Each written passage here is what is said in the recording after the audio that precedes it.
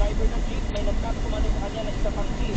Kaya siya nawala ng control at dumiretso sa poste.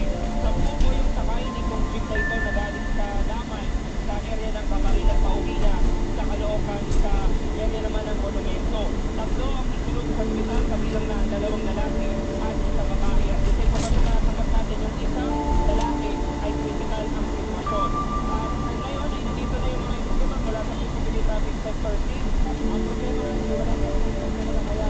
At ang mga magpupo natin ay mga galing sa bayan ng Novaliches at tumatakot at bumabiyay dito sa Quintino Highway na napakabigat talaga ng daloy ng trapiko dahil dalawang lane ng kalsada yung nasakop dito na aksidente.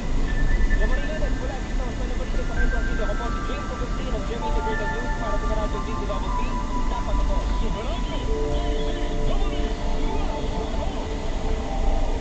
Salamat James Agustin sa iyong nagmamadaling report. Mga kapuso, ito po yung mga walang pasok ha. Ay siyan.